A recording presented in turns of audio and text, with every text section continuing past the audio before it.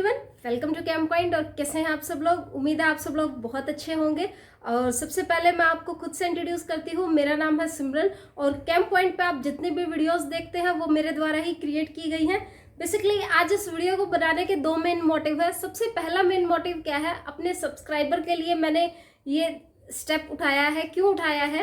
क्योंकि जब आप लोग मेरी वीडियोस देखते हैं तो आप सिर्फ वॉइस सुनते हैं, और कभी कभी हम जब वीडियोस में वॉइस सुनते हैं तो हम उससे इतने अच्छे से कनेक्ट नहीं कर पाते क्योंकि हमें उस वॉइस का फेस नहीं पता। मैं खुद को आपके सामने प्रेजेंट कर रही हूँ ताकि आप मेरा फेस आइडेंटिफाई कर सके, और जब कभी आप मेरी वॉइस सुने तो आप उस चीज को और ज्यादा कनेक्टिविटी से समझ पाए।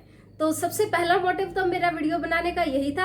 एंड सेकंड मेन मोटिव, आज मैं आपके लिए एक मोटिवेशनल स्टोरी लेके आई हूँ। ये एक एजुकेशनल चैनल है और इस चैनल पे बेसिकली स्टूडेंट लोग ही जुड़े हुए हैं। और आजकल स्टूडेंट लाइफ बहुत ही ज़्यादा स्ट्रेसफुल हो गई है क्योंकि कभी कोई कंपटीशन एग्जाम है या यूं ही एग्जाम का बहुत प्रेशर है, चाहे आप कॉलेज स्टूडेंट है या स्कूल स्टूडेंट है। कभी कभी हम एग्जाम्स के लिए इतनी मेहनत करते हैं बट हम कभी वो एग्जाम दे नहीं पाते, या कभी देते हैं तो उसको अच्छे से स्कोर नहीं कर पाते।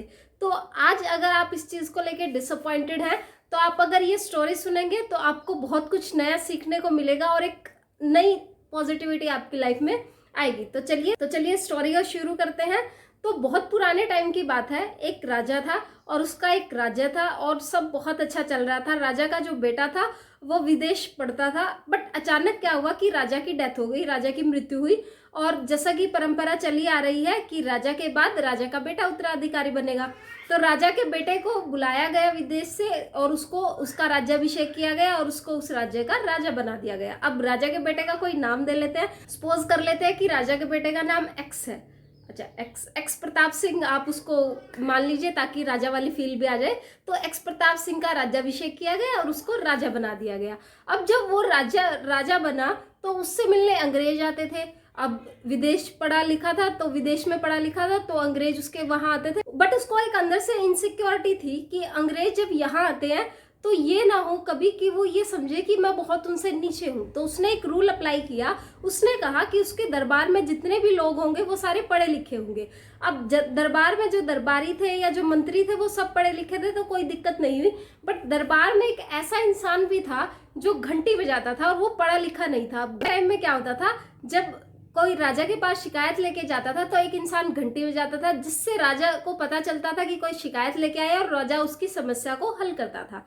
तो वो जो घंटी बजाता था वो पढ़ा लिखा नहीं था। उसको कोई नाम दे लेते हैं, वीर नाम दे दीजिए, वीर। तो वीर जो है पढ़ा लिखा नहीं था और उसको मंत्रियों ने कहा कि वो अब जॉब छोड़ दे, उसको वहां से नौकरी से निकाल दिया। तो वीर वहां से चला गया, बहुत ही डिसअपॉइंटेड था। अब जब वीर घर जा रहा था तो उसको रियलाइज हुआ कि रास्ता बहुत लंबा है। पहले उसको ये बात कभी रियलाइज नहीं हुई। क्यों नहीं हुई? क्योंकि उसको राजमहल से घोड़े मिले हुए थे, वो घोड़े पे आता जाता था, तो उसको कभी ऐसा एहसास नहीं हुआ कि जो रास्ता है वो बहुत लंबा है। बट उस दिन उसको रियलाइज हुआ कि रास्ता वाकई में बहुत लंबा है।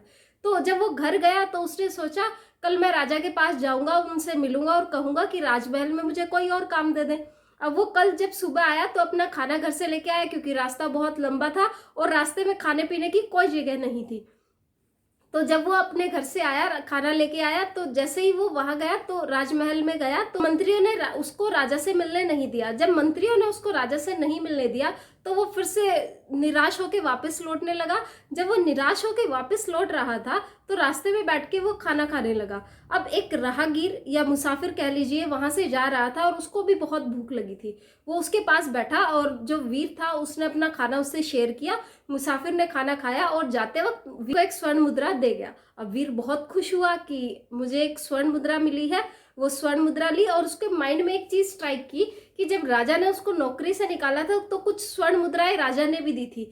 तो उसने क्या किया, वो सारी स्वर्ण मुद्राएं इकट्ठी की और ये सोचा क्यों ना मैं यहाँ रास्ते में कोई खाने का छोटा सा जगह खोल लूँ या कोई छोटा मोटा होटल खोल लूँ जिससे लोग आते जाते लोग ज़्यादा परेशान ना हो और खाना खाएंगे तो वो कुछ देंगे भी।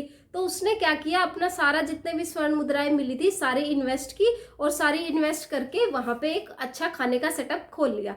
अब क्या हुआ, जब उसका बहुत अच्छे से चला वो सब, जब होटल जो उसने खोला था तो उसका वो जो होटल है, जो ढाबा है, वो बहुत अच्छे से चला। इतना अच्छे से चला कि दूर दूर तक लोग आते हैं उसका खाना खाने के लिए। अब जैसा कि पुराने टाइम में परंपरा होती थी कि राजा के राज्य में जो चीज़ फेमस होती थी राजा उसको ले लेता था। तो राजा के कुछ मंत्री उसके वीर के पास आए और उसको राजा के पास ले गए।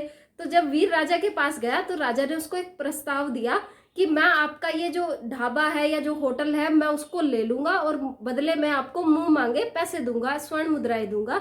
तो वीर को बहुत खुशी हुई कि इसने मुझे, कि राजा ने उसको इतने सारे पैसे ऑफर किए, तो उसने हाँ बोला। और अगले दिन क्या हुआ, उनके बीच में एक एग्रीमेंट साइन होनी थी, जो अपना होटल राजा को दे देगा और बदले में राजा उसको मुंह मांगे पैसे देगा। तो जब एग्रीमेंट साइन होनी थी तो एक तरफ राजा ने साइन किए, दूसरी तरफ वीर को पेन पकड़ाया गया ताकि वो साइन कर सके। अब वीर पढ़ा लिखा नहीं था, वीर ने कहा कि मैं अंगूठा लगाऊंगा। ये बात सुनने के बाद राजा बहुत हैरान हुआ। राजा ने कहा कि अगर तुम अनपढ़ हो, तुम इतना कुछ कर सकते हो, तो तुम पढ़े लिखे होते तो तुम क्या कर सकते। तो वीर ने इस बात पे स्माइल की और कहा कि अगर मैं पढ़ा लिखा होता तो आज भी मैं आपके दरबार में घंटी ही बजा रहा होता। तो इस कहानी से हम दो चीजें सीखते हैं।